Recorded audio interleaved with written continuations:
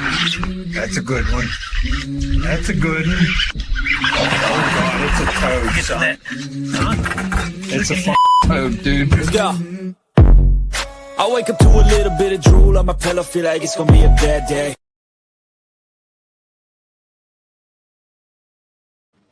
What's going on, folks? Welcome to this week's episode of the OneCast. You got Ben and myself in here in the studio. We got a great guest lined up. We're going to give some cool updates.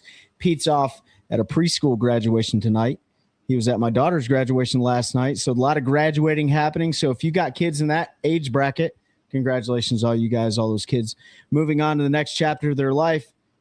Let's talk about the next chapter. That chapter is you heading on over to onecastfishing.com. Using the code, the OneCast, all one word at checkout, getting your hands on all the snagless jigs, weedless nets, soft plastics. We got merch over there still, long neck hooks. Make sure you get stocked up for the dog days of summer. They're coming real soon. Going to want to get them football jigs. Also, while you're online, use that link that we always provide you guys. Head on over to Hobie Eyewear. You're going to save some money at checkout. You can check out all the different frames and lens options they have to offer. One of my favorites is the new Mojo Float, the 2.0s. I believe they got the new anti-fog vents in the top of them. I really love that about those glasses, man. And they really help you out. You want to get those Sightmaster Pluses when you're running in low light conditions early in the morning to enhance safety and also help you catch those fish because there's still some on the bed. They're still on the bed. And then finally, while you're online, either online or on your phone app store, download that Deep Dive app. Whether or not you got a Droid or you got an iPhone, check out that annual subscription. It's like $80 a year. It's going to help you break down different bodies of water or existing bodies of water that you have a lot of experience on. It's really helped me on local lakes here. And they got all different capabilities, different features, inflows, outflows, weather conditions, if they're pulling water, water levels, the new geosatellite imagery and stuff like that. So Deep Dive has really helped us out, especially in tournament situations where you're looking for the highest percentage areas where you're going to catch different species of bass. And they got it for largemouth spotted and smallmouth bass on there. Moving to Central North Carolina. You guys know we have wonderful bodies of water here. We got the mountains to the west. We got the coast to the east. It's a beautiful place to live, especially in Central North Carolina. You're an hour's driving distance from all those beautiful places. And you're going to need a good real estate agent to get you in the home of your dreams, and that's Terry Carpenter. He's a licensed real estate agent with Howard Perry Walson and Caldwell Banker. Uncle Terry's been taking care of us for years now. You can reach him at carpentert@hpw.com. Let him know that the OneCast sent you. Finally, our newest partner, we got to keep shouting them out. Waymeyer Distribution out of Indianapolis, Indiana. They have everything you need for boat trailer parts, hub kits, emergency trailer kits, everything that you're going to need to keep yourself on the road. They've already hooked up about 3 or 4 different touring anglers since they became a partner of ours, overnighted them parts directly to their Airbnb while they're on the road, either in the MLF Pro Circuit, in the Bassmaster scene. Waymeyer Distribution, 4th generation family going on here out of Indianapolis. You can reach them at 1-800-434-4824, and they have customer service representatives on standby to answer any of those questions for your boat trailer needs. Ben, did I nail it? You nailed it. Got it. Great Let's job. do it. Great job. Under 3.5 minutes in the episode. So great job. Folks, I think we're just going to jump right in it. A little bit of different lineup today. We're going to talk for the next 30 minutes with a familiar guest for our longtime listeners. Have heard Dylan before. Dylan Coates from Hobie Eyewear. We're going to go ahead. Let's just bring him on. What's going on, Dylan? How you guys doing? Man, good, man. Are you making some music back there? What's going on? It's the home office. Oh, yeah. June 13th, he's playing at Aviator Brewery in Fuquay. That's right. That is true. That is true. That's my other favorite BASS up there, just pronounced differently. So.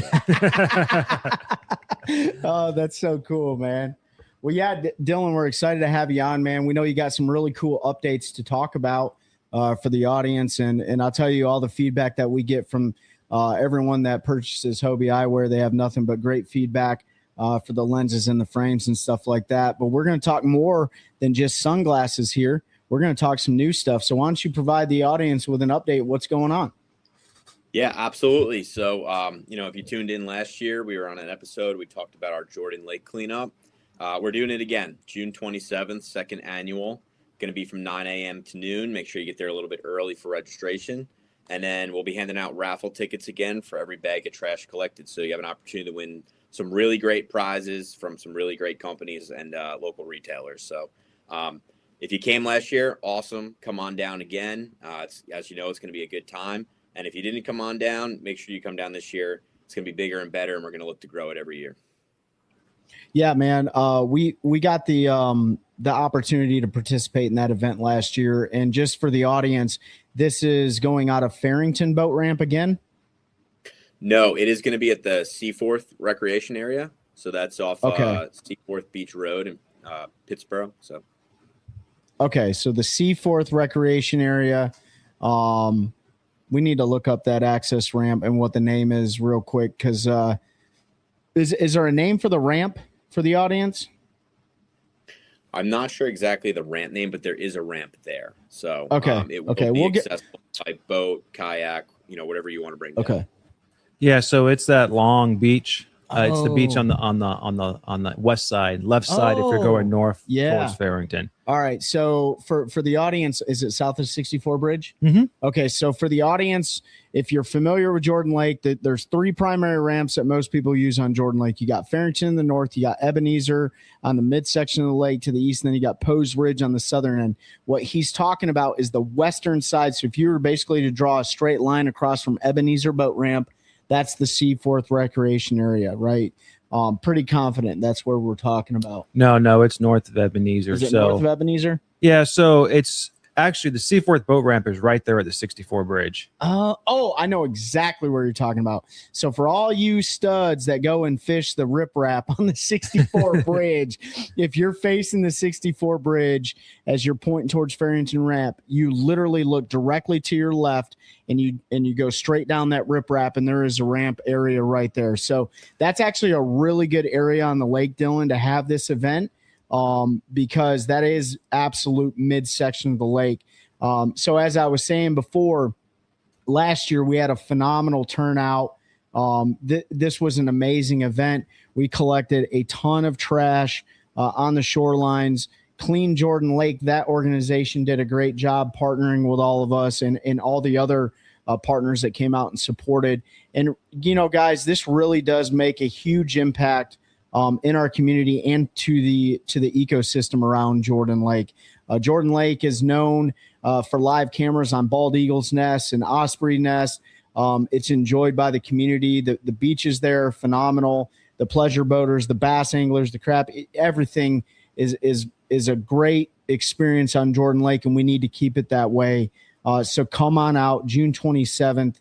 And we'll get some additional information out to you guys. But man, what a great initiative! And this was all started by Carl, right? Carl Jochimson.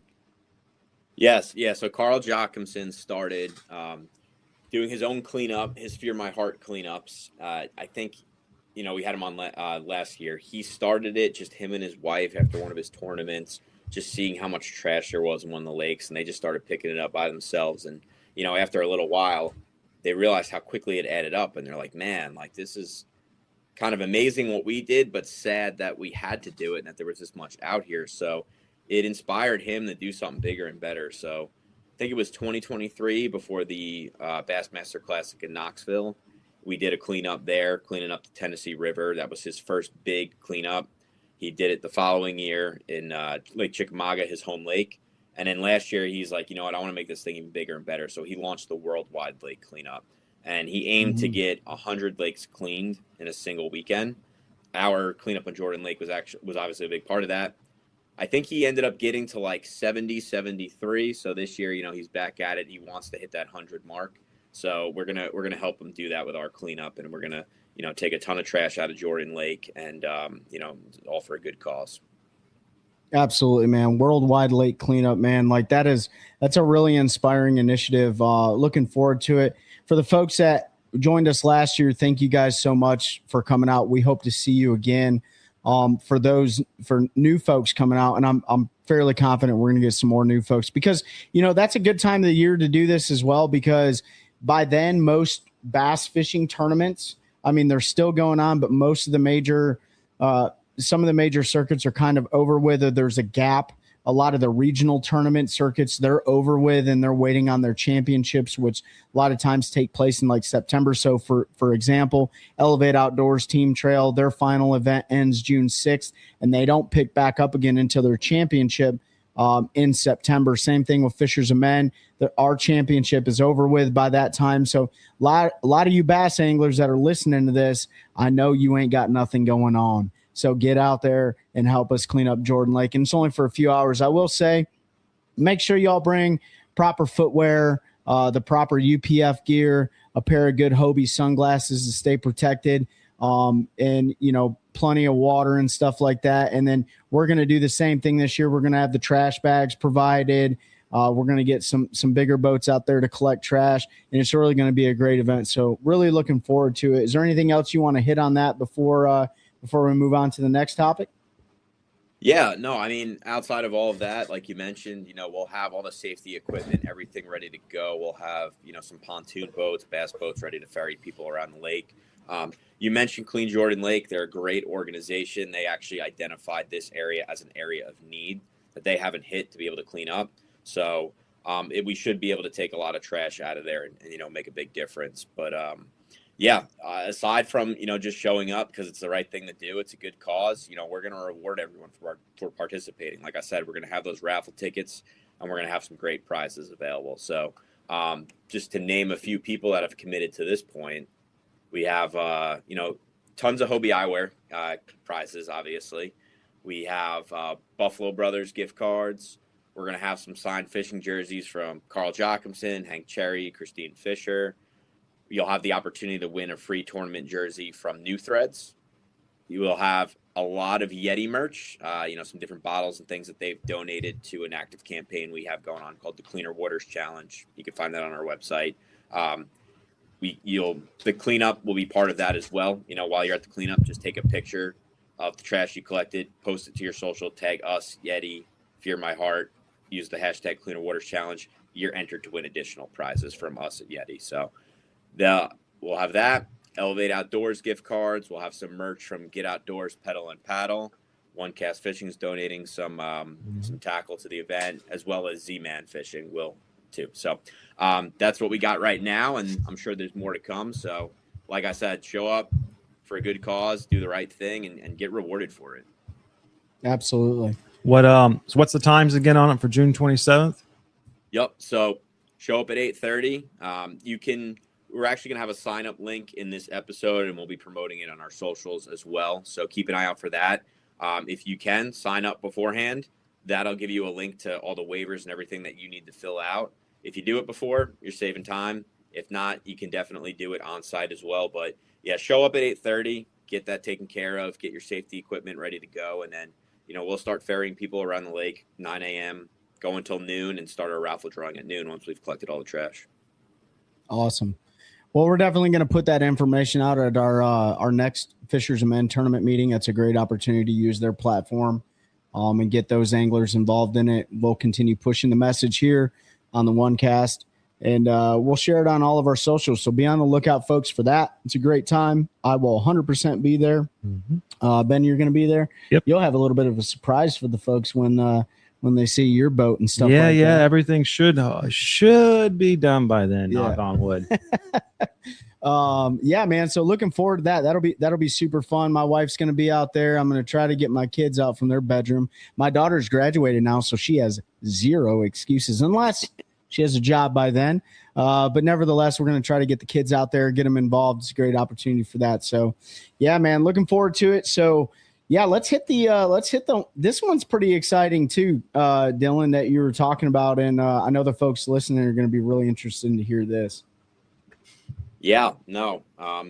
So as you know, we have our Upcycled collection last 2 years. And that's our sunglasses made 100% from upcycled Hobie kayak plastic. So we've taken all the excess plastic from the manufacturing process, found a way to grind it down and turn it into, you know, some really great floating sunglasses. So I'm sure, you know, we've talked about it on this show before. I know you're a big fan of the Hull floats, especially with the Sightmaster lens. We have the Hatch floats for this year, which is kind of the lifestyle frame version of that. So that's been a great story for us, you know, a fully sustainable product. we found a way to also take a portion of the sales from that product and donate it back to the Fish America Foundation to further help with their conservation projects. So we launched that last year and this year, those 2 styles. But the one question everyone just kept saying is, oh, it's cool, but they're in black frames. It'd be even cooler if you made them in the actual Hobie kayak colors. And that was a funny comment from everyone, because little did they know that we had been working on that all along. So we're officially launched that. You can go to our website now and check it out and get some cool sunglasses made from Hobie kayaks now in your favorite Hobie kayak colors. I like it, man. I like, those colors pop, dude. They really do.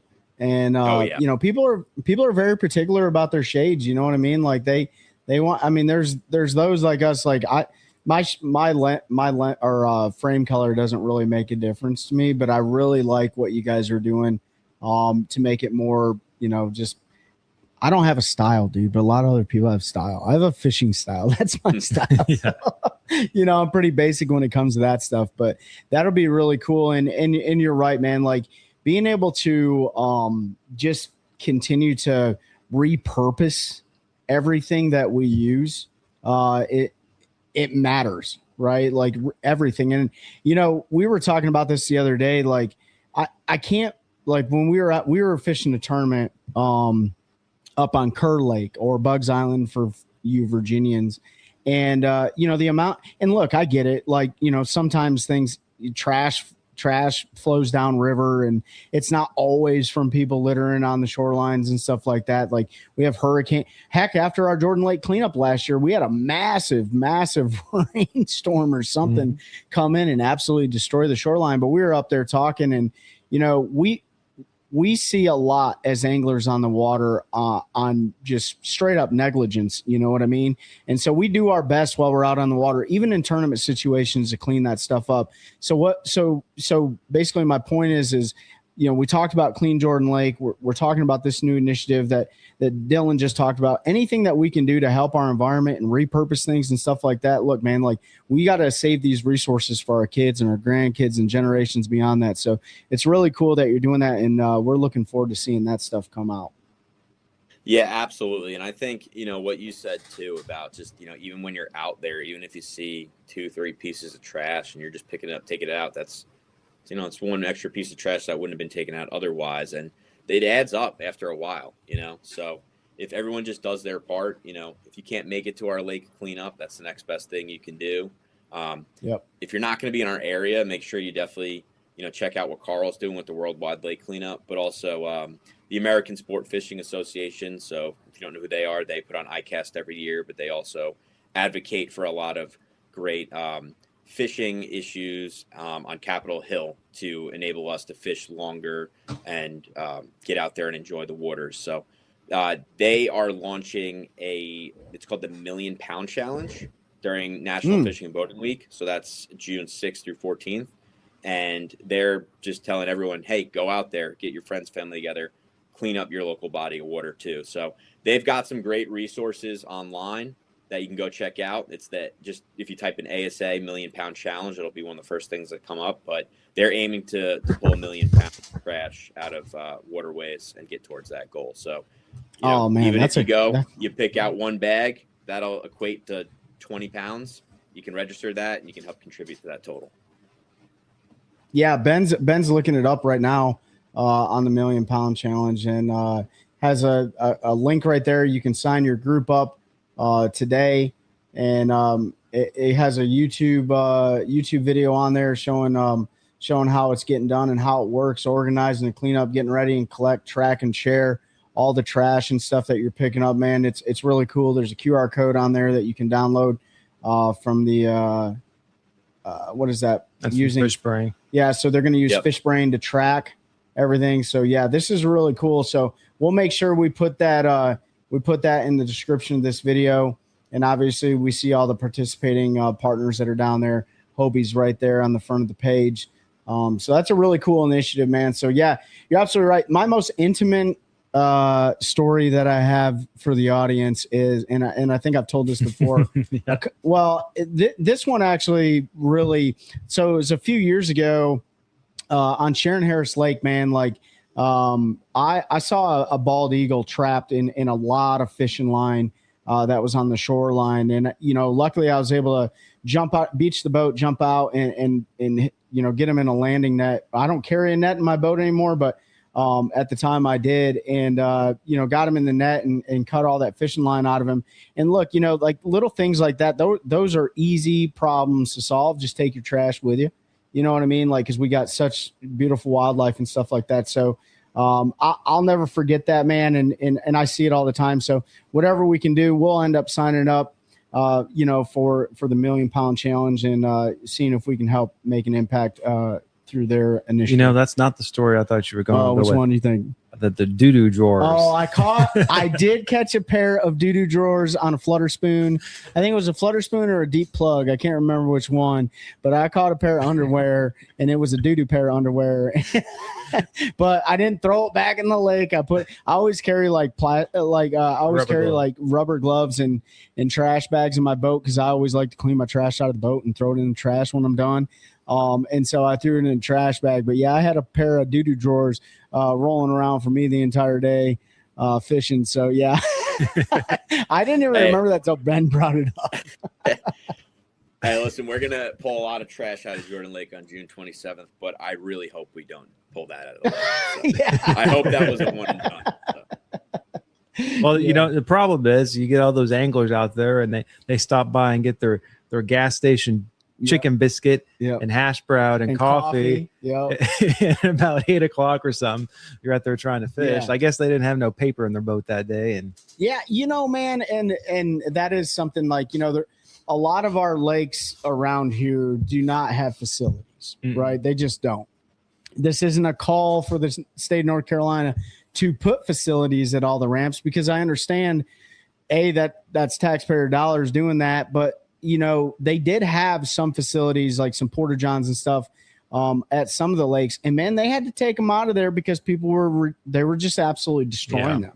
And I remember specifically they did that at Sharon Harris Lake a couple years ago, and I want to say it was Memorial Day weekend that they had porta johns out there, and people tipped them over and threw their trash in the porta johns and just completely disrespected the entire thing. And so the state was like, dude, we can't have these here. And so now that will resort to doo-doo drawers in the lake again. Well, the good thing about all the lakes here, like Jordan, Harris, and even Falls, like some shoreline and they ain't no boat docks, so you can get off. You can beat your boat, get up in the woods, and hide behind a tree if you need to. But if you do that, take your wipes with you and throw them in a trash bag, so we don't have to pick them up at the Clean Jordan Lake Initiative, and and just do your part. So, but yeah, man, really excited about getting out there June 27th. Really excited about everything going on with Hobie Eyewear, folks. We talk about them all the time, man. Like I haven't seen a better priced pair of effective sunglasses before. And every single person that we have, every person that runs them on the Bassmaster Open Tour, every single person in the Fisher's Men, all of our people that are involved in the podcast, all of our loyal followers, you guys all have them that we know. And every single person says good things about them. So continue supporting Hobie, who's continuing to support all of these great initiatives. So Dylan, any more updates before we jump off here? No, that's it. Just, like I said, make sure if you can sign up for our cleanup, do that. If not, there's great resources like Carl's Worldwide Lake Cleanup and the £1 Million Challenge. You can go check out online and figure out how you can get involved, in your community as well. Awesome, man. Check out we the appreciate new Upcycled kayak color. I love it. Sure to catch your and eye. is that what we're about to play right here? Is that the Upcycled kayak, or is that different? No, that is it. So we actually shot that on Jordan Lake about a month ago, and I know Pete's not here right now, but he was helping us out, driving the boat around while we were filming, and his wife got to be in the shoot, and she had the bright green glasses to match her kayak, so that looked good out there. So definitely check that style out as well as the others. You know what? We may do, my new boat wrap may be lime green, so that I have a reason to have those lime green lens or frames and stuff like that. We might do that. We'll have a big OneCast fishing logo on there. We'll have Hobie on there. It'll be lime green, and I'll be rocking those frames looking fresh. So looking forward to that, man. yeah, folks, stick around. You're going to see a video of that here. So if you're listening on the audio version, you want to see it, just press that video on your Spotify or go to YouTube or check it out on our socials and stuff, and you'll see exactly what we're talking about. Dylan, we appreciate you joining us tonight here, man. Go strum away on your other BASS, deal that you love there, and we need to make it a point to come down and listen to you play here sometime, man, because I'm interested in it. So appreciate you joining us tonight. Can't wait to see you on June 27th out there at Jordan Lake. Yeah, no, absolutely. Appreciate you guys and looking forward to it. All right, buddy. We'll see you.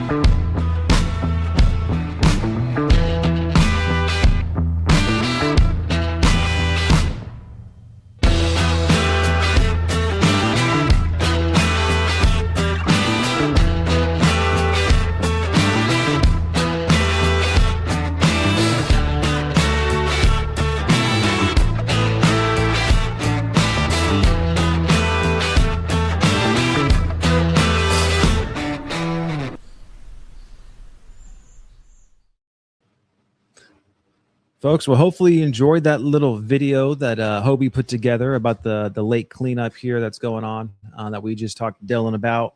Again, if you're just listening audio, you have to go on to YouTube or the video versions. Just go ahead and check that out. But it's going to be a phenomenal event. They're going to have those, in that video, you're going to see those new frames that they're launching from all the upcycled kayak plastic. You're going to see some pretty cool colors and stuff like that in there. And so we're looking forward to getting our hands on some of those. You may see some familiar faces in that video, specifically the guy that's not here right now. He's probably going to be in that video, and his wife. That's Pete and his wonderful wife. So, but yeah, that initiative, man, I hope we do that every single year. I think that's a great cause. I know it's a great cause. We had a wonderful time last year. Like we said before, it's the middle of June. It's going to be hot. They're close to tail end of June. It's going to be really hot. So make sure you bring plenty of protective gear. Make sure you got a good pair of Hobie sunglasses. If you don't own Hobie and you don't own any floating sunglasses, I'm going to tell you right now, they'll change your life. So use that link we provide you guys. But yeah, so Ben and I we're gonna wrap this up here. We're gonna talk about a couple things. The first thing we're gonna talk about, and this is maybe a little bit old news to you guys, but we wanted to talk about it, was Major League Fishing's heavy hitters. Yeah, a little bit of old news, but hey, look, we're recording this early so we can get this out to promote the lake cleanup, and then also our guest last week, Andrew Loberg, was talking about Bassmaster. So we weren't talking a whole lot about Major League Fishing, but heavy hitters wrapped up down there at Orange Lake. Championship Sunday, Dave Lefebvre ended up winning it. Big fish still caught. He had 7 fish for 31 pounds. A lot of, there's a 9-pounder, 7-pounder, 8-pounder, a couple of 8-pounders. As you go down the score track, you hear a caught. So I wouldn't say a lot. Big fish were caught, but if you track the event every single day, it seemed like the numbers were dwindling a little by little. So they were certainly running out of fish to score there. That's also heavy hitters. So like in championship day, so you can't score the weights and all. If I remember correct, like I don't remember what the minimum was for championship, but you don't weigh all the 1-pounders here. So no, I don't even know how many 1-pounders there are, honestly, in that lake. Because you've been on it. You were on it last year, right? Yeah, I don't think we caught anything under 2 pounds for sure. Well, Seth caught a 9, right? Seth caught a 9 on a Strike King hybrid hunter, running that over the tops of the hydrilla. That's another difference about the lake right now is it's down. A lot of that hydrilla is topped out.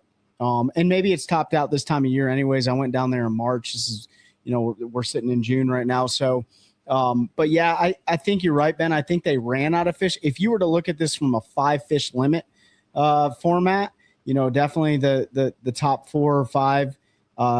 Heck, Marshall Hughes had 3 fish for over 18 pounds. So there definitely was really big fish caught. And then, who came in second? It was Ron Nelson. He had a 5-fish limit, even though it's not a 5-fish limit format. He had 5 fish for 27 pounds, 7 ounces, right? So, Jake Lawrence had 4 fish for 24 pounds.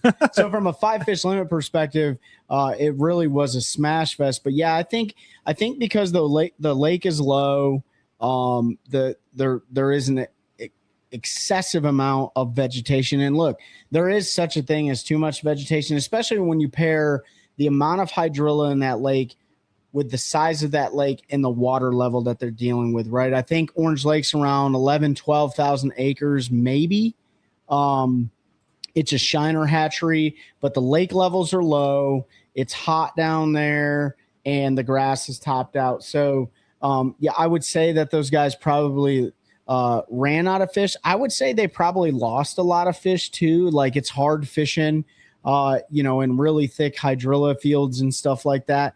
But man, it's cool to see, Dave Lefebvre win this event. I was dead wrong on my prediction. I said Terry Scroggins was going to win. He had a really tough day during the knockout round. He came in dead last in the knockout round. So for Championship Sunday, they only had 10 anglers for Championship Sunday or the Championship Day.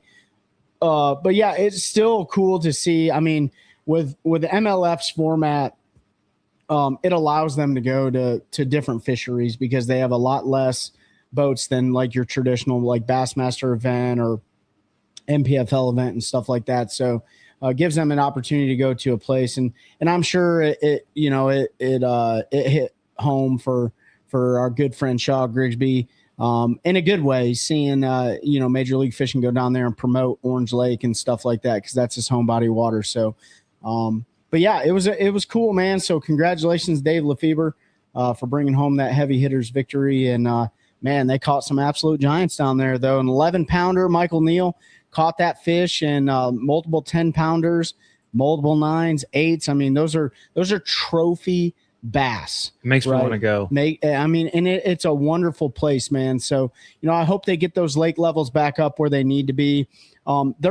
You can actually navigate to Little Orange Lake from Orange Lake. You go through this canal system. So if you look at Orange Lake on a map, to the northeast is Little Orange Lake. I don't know anything about that, but I do know that they run bass tournaments out of there because our good buddy Mike Johns fishes with a Christian ministry club down there, and they do fish Little Orange Lake and stuff like that. So if you get the opportunity to go down to Gainesville, Florida, take a handful of baits with you. You're going to I would definitely take a OneCast snagless punch jig with you. And all you need is black and blue, but you can get away with green pumpkin and go down there and punch you some hydrilla. Throw those. You can take those stingers, that 5-inch stinger, you throw that on a 5/0 EWG hook, and you can float that across the top, especially in that. It doesn't really matter what color. Actually, you can go alewife color. You can go the sunfish color. That would be a good one though for that one. Yeah, I mean you can float that paddle tail right over the top of the hydrilla flats, and they're absolutely going to crush it. You will, if you take anything flashy down there, I will tell you catch a lot of pickerel. You will catch a lot of pickerel. So if you're throwing like a lipless crankbait and stuff like that, you'll catch a lot of pickerel. But it's a phenomenal place to go, and doesn't get pleasure boaters. It just gets a lot of bass fishing. And there's a really cool restaurant that I forgot to talk about. This is a really cool restaurant right on the lake, and I can't remember the name of it. But I will tell you, man, they serve some of the best gator tail, and they also have this pork ribeye. So they take this cut of pork and they grill it. It's a legitimately like a ribeye cut from beef, and they grill it. Man, it's so good. We had a phenomenal time down there. So that was cool, man. BPT or MLF heavy hitters wrapped up. By the time you guys are hearing this, the MPFL will be done and wrapped up on Lay Lake down there in Alabama. We'll try to get somebody on that fished that tournament and kind of give you guys a recap of what's going on with that. I can tell you that day one was I saw the weights, and that's a grinder event, dude. A lot of small fish caught.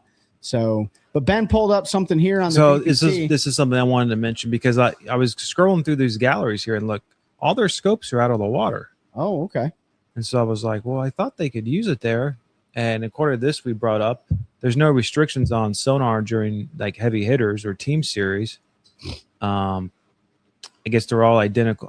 They were all identical league boats. So, but I was gonna say something about the forward-facing sonar and a heavy vegetation lake, especially when the water lows. It's not always as effective, and that's because that vegetation is going to block it out. Oh, 100%. I mean, so it's like if the hydrilla is low, or you got a couple feet or 4 or 5 feet of water above the vegetation, it can be really effective because you can scan around.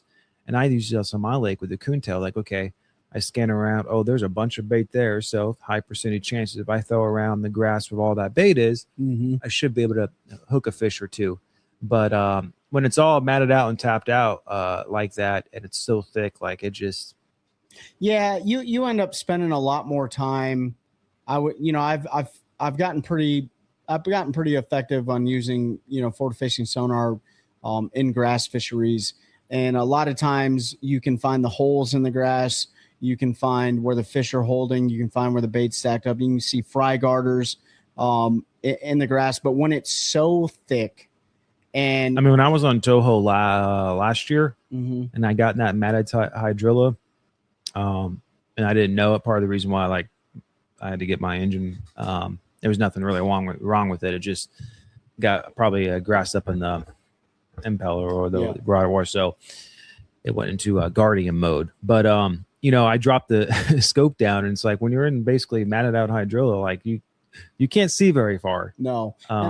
And those guys will take. I mean, like, I'm glad I took my transducer off this year down on the Kissimmee chain because there was we couldn't use scope anyways, but B, there's so much scope that you're not effectively cutting through that stuff. You're creating a lot of drag.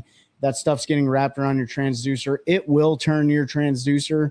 I mean, like if you get enough of it, you try to pull your trolling motor up, you'll have like 8 to 10 pounds of that stuff. I mean, it's already bad enough getting wrapped around your trolling motor. I mean, that your boat is literally and that's why, Florida's very adamant about clean, they're big on like, make sure you clean your vessel off, like when you pull your boat out of the water, because you're going to take that stuff to the next lake, So yeah, I mean, I wouldn't even have a transducer on my boat, especially if the water level's the way it was at Orange and it's all matted out and stuff. So those guys went old school. They went back to flipping, pitching, and punching and top water baits and stuff like that. And dude, they caught some really, really quality fish out of there. So, but that's not what we have here in North Carolina. So no, it's not. Speaking of which, fishing around here in North Carolina, a lot of the country, we can just take a couple minutes to talk about, because this is we're getting to that transition phase why there's still a few bass on beds in this part of the country. There's not a lot.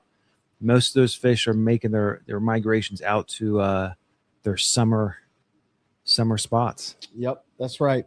Yeah, so there, whether this is all relative to the country, but we're talking about here.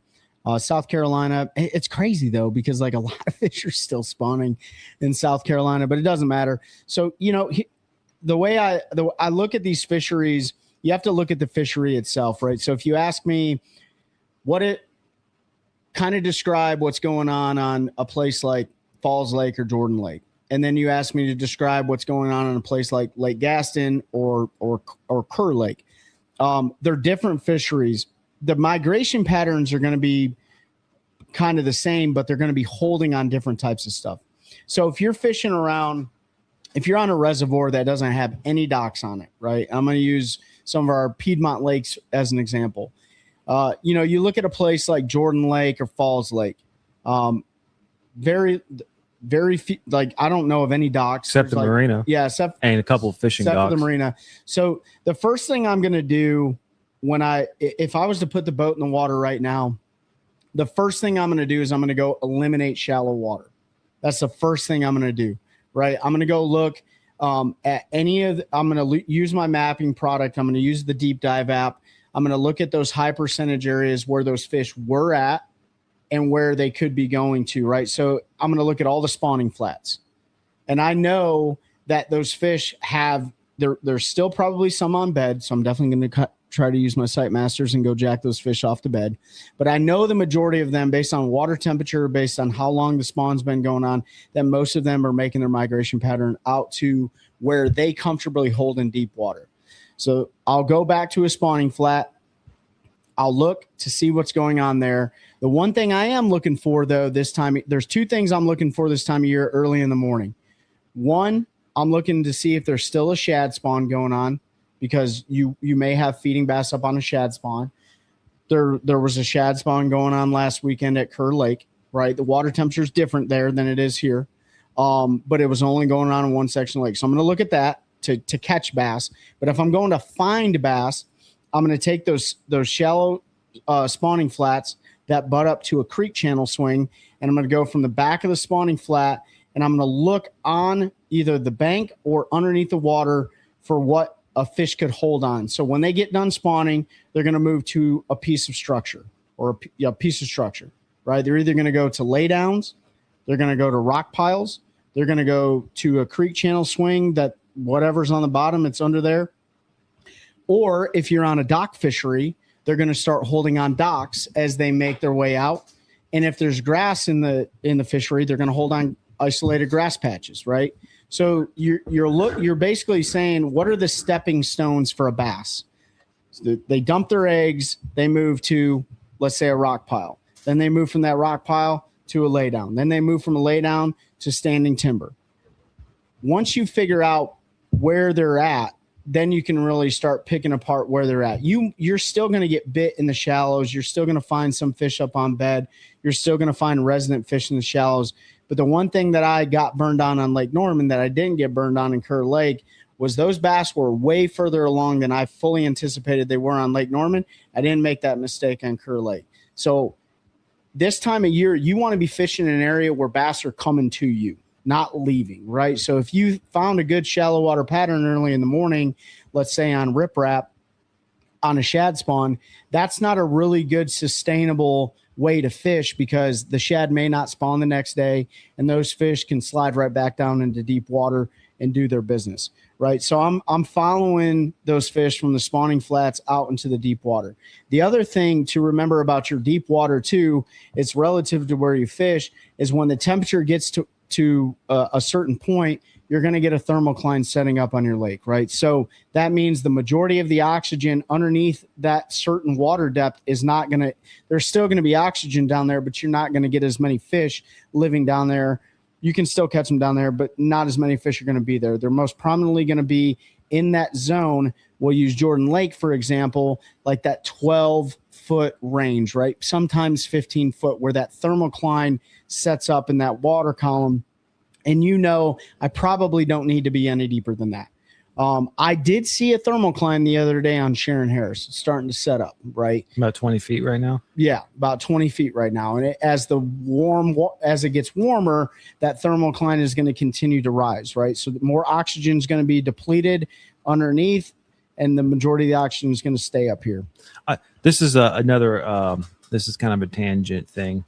Have you noticed the thermocline on Harris like getting shallower each year? And the reason why I say that is because, in clear water fisheries, if there is a thermocline, like it's a lot deeper. It's a lot deeper. Like at Bull Shoals and all, sometimes it can be 25, 30 feet deep just because it's so clear. So, and basically what the thermocline is, it's the sun heats the water, and those UV rays penetrate. And so that water heats up.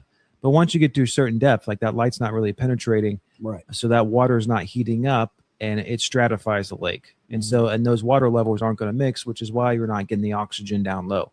Mm-hmm. But with Harris getting murkier, all the runoff and dirtier, I wonder if the thermocline will start getting shallower. Because there are some years on Jordan, like in August, as you go on, that thermocline would be like at 8 foot. I've seen it at 8 foot before. Yeah, I can't really say I know just yet, because I haven't fished Harris as much as I have fished it in the past. I can tell you that the way that the Elevate Outdoors Team Trail Tournament was won there was won on a way that I've never seen it before, ever. And fish are relating differently to structure than they ever have been on Sharon Harris, and that's because the ecosystem has absolutely changed. the habitat's changed, the cover's changed, all this stuff. So it takes fish a while to adapt and to really settle in on what now is their new normal. So I would go out on a limb and say, yeah, you may see that thermocline absolutely change and get shallower on Sharon Harris, because like Ben said, because there is no vegetation or a very serious lack of it, there is some water willow growing on that lake, but that's not enough. The fish don't really, there's really nothing to oxygenate the water. And so now that there's no vegetation, there's also nothing to clean the water. And there's a lot of grass carp in there making it dirtier and dirtier. And pleasure boats and bass boats that run shallow water have an impact on the bottom as well. And they chum up the water too. So there's a lot. And then residential developments, right? That's the big problem. And watershed changing and stuff like that. So there's so many different factors as to what may be causing your lake to change. You gotta be out there to kind of really understand it, right? So I have noticed that the spawn is different on Sharon Harris. I've noticed that the water is dirtier on Sharon Harris. I've noticed that the fish are relating differently. So there very well could be a possibility that the thermocline is shallower. That said, I've been fishing right over the top of fish and not even knew it on Sharon Harris recently, right? Until I understood what they were starting to do now. So when you go out there looking for your fish this time of year, Brandon Polinek said it years ago on one of his YouTube videos. He's like, I always eliminate the shallow water first, right? And that's a really good method, right? If you go hit your high percentage areas that fish traditionally hold on, could be a secondary or tertiary point in the back of a pocket, and that's another thing to pay attention to. Once they get done spawning, they're going to use those little underwater points, underwater pieces of cover to hold on as they make their migration pattern out. But sometimes you'll go and you'll hit that secondary point, but they may be further back in the shallow water. So go eliminate that first. And then just think like a bass, right? Like they use little highways to swim, whether or not it's a creek channel, an old river channel. They use the contour lines depending on what water depth they're at. Usually that 6 to 10 foot range is a good zone where those fish will make that migration pattern out to where they move out into deeper water and set up for their summer patterns. And then you just start hitting all those, right? You start hitting them. And a lot of times this year too, one of the things I'll say is like the further back into a pocket, let's say you hit a secondary point back in a pocket where a fish is going to be holding on when they get done spawning. That bite may be vastly different than the fish that you find further out into the main lake. It will be different because those fish are more resident. They're more resident, but a lot of them just came off the bed. So they'll be in a funky attitude. So you still might be able to catch them, but you may not be able to catch them on like a moving bait like you want to. You may have to slow down and throw like a OneCast fishing football snagless jig or a Ned or something like that to target those bass that just got done. They're really lethargic and stuff like that. As you start working your way out of the creek arm and you hit maybe a primary point, those may be fish that spawned a couple weeks ago. And they're there and they're feeding. Those are the ones that are sliding up maybe on riprap or on rock ledges, or not rock ledges, but like rock, and they're feeding on the shad spawn and stuff like that. And then you got those fish that have moved out to like road beds, standing timber, stuff like that, where those fish were the early spawners and they already made their migration pattern out. So those are the fish that are really hungry, right? So you have multiple phases going on. The one thing that will change your bite this time of year is a bluegill spawn, right? And that's where, the bluegill, they're doing exactly what the bass just got done doing. And those first couple spawns of bass that are hungry, that aren't lethargic in that post-spawn funk, those are the bass that are going to be going up there and crushing those bluegill, right? And so that's where a good topwater bite comes into play. There can be a good crankbait bite that comes into play, a good swim bait bite that comes into play. So, but that can be short-lived as well. And the bluegill spawn is just like the bass spawn. It could turn off, it could turn on. It could turn off. The bluegill will spawn multiple times throughout the year. Right. So like you can find them here in June. You might find a bluegill spawn in August or something. Exactly. I remember one time on Jordan, I think it was August. I don't know what the bluegill were doing.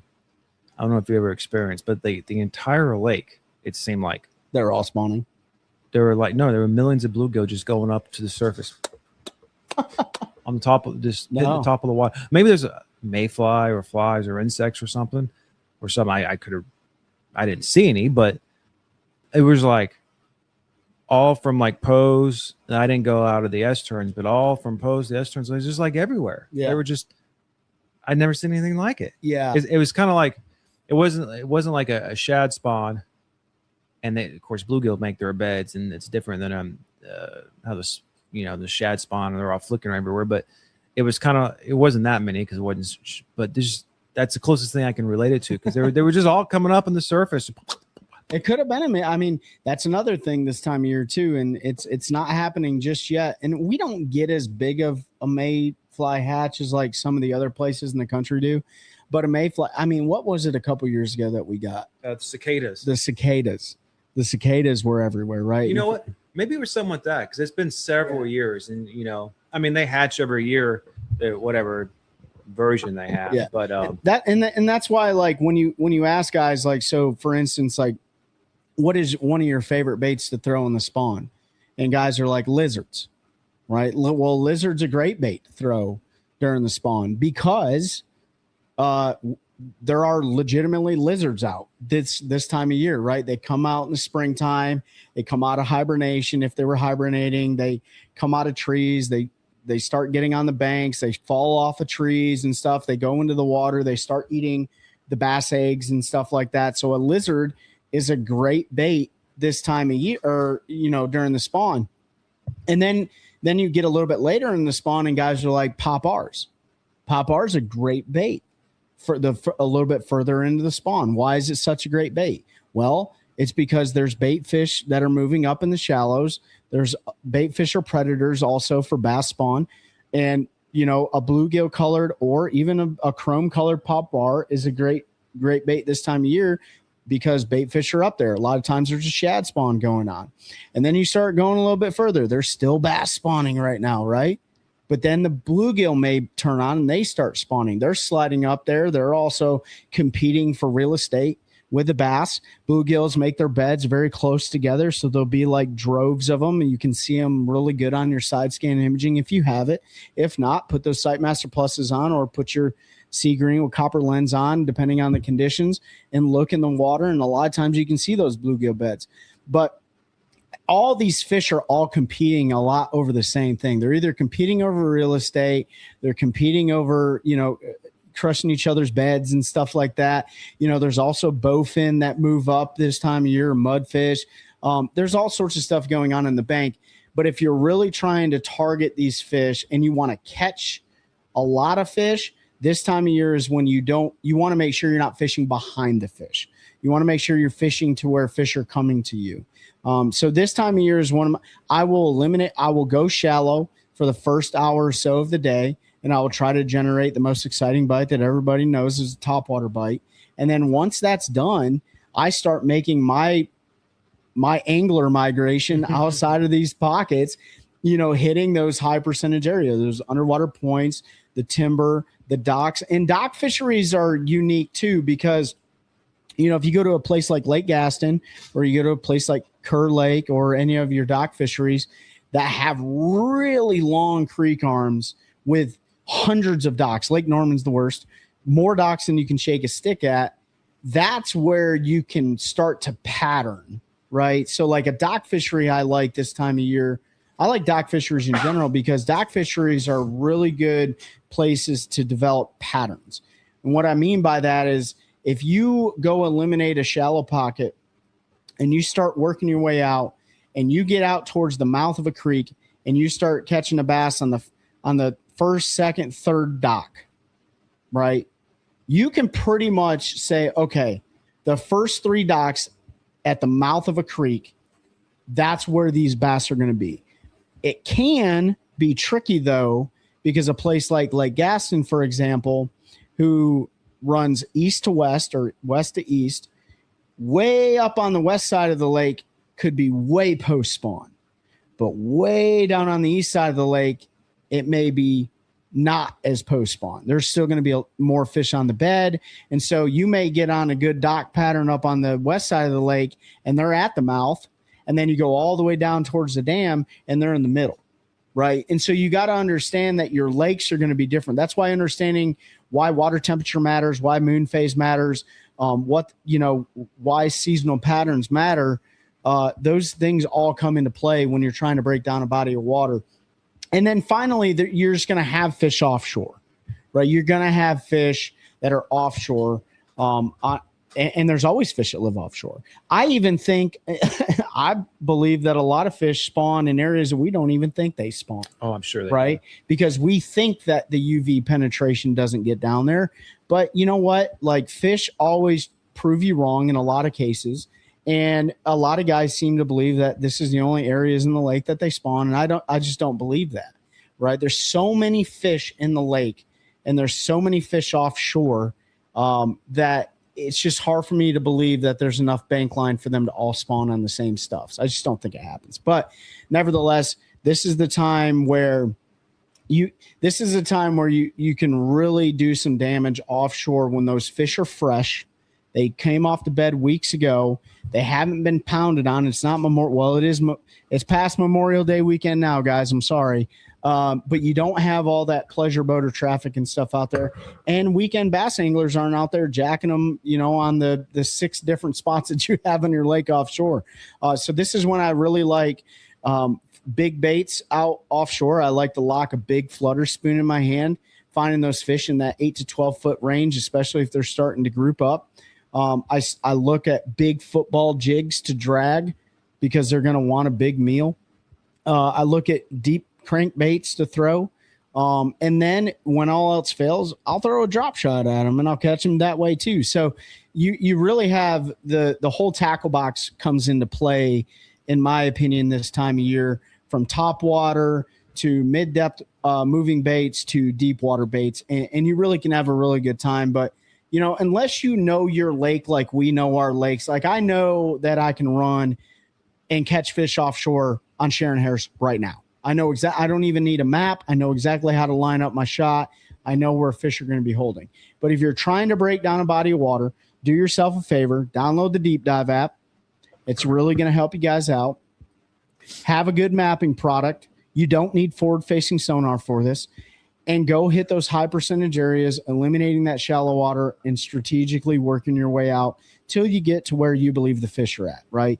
And I would say this, if this works everywhere, there are certain cases on certain fisheries where there's a fishery here in North Carolina where these fish go from the bank to 50 foot of water, and that's where they stay, in the middle, and they don't relate to nothing.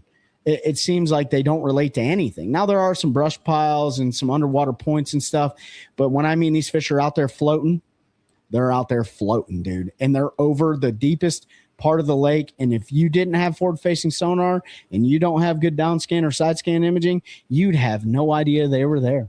And it's the most unbelievable thing. So, but for the most part, you guys can really use that on your dock lakes, on your lakes with timber, on your grass fisheries. And, the only other place that really this probably doesn't play a huge role is in like your river systems. Some river systems, right? So a straight shot river system, kind of like what we have here, the Cape Fear River.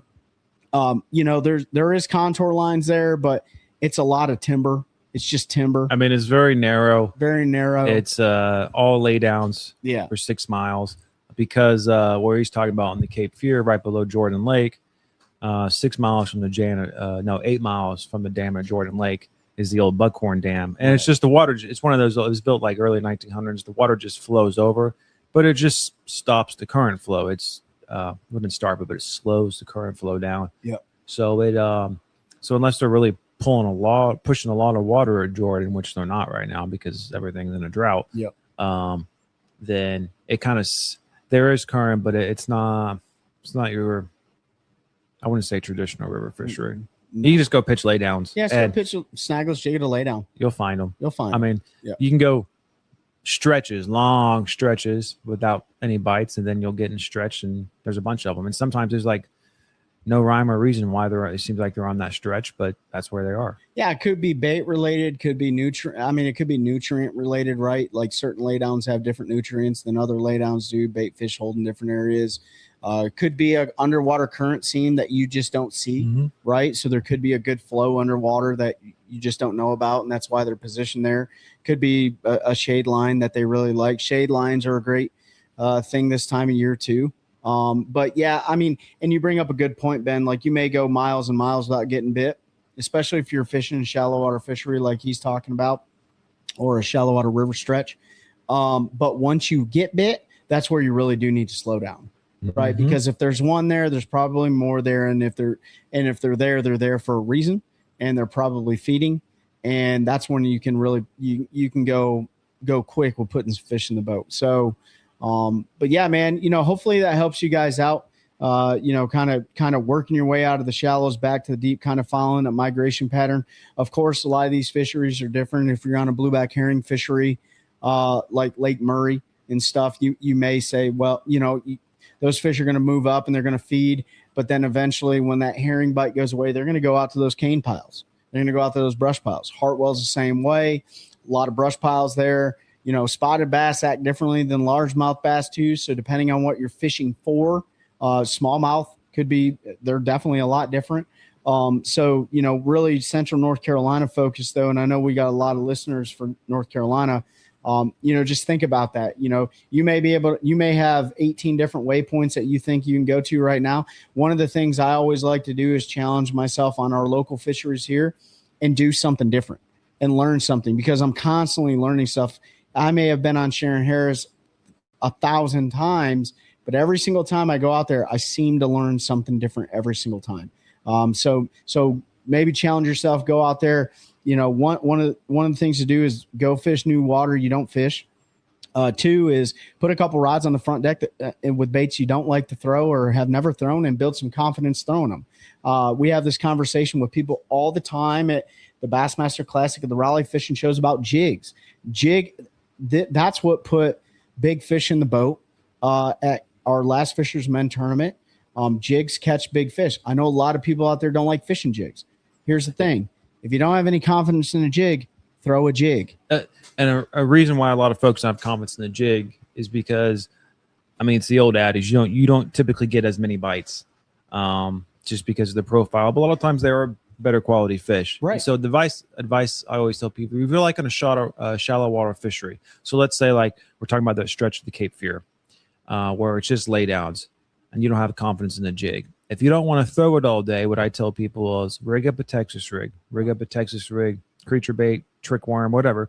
Just go down the bank, and when you get into a stretch where you catch a couple and they're there, then pick up the jig and start working the jig, because now you have fished with something you have confidence in to locate some.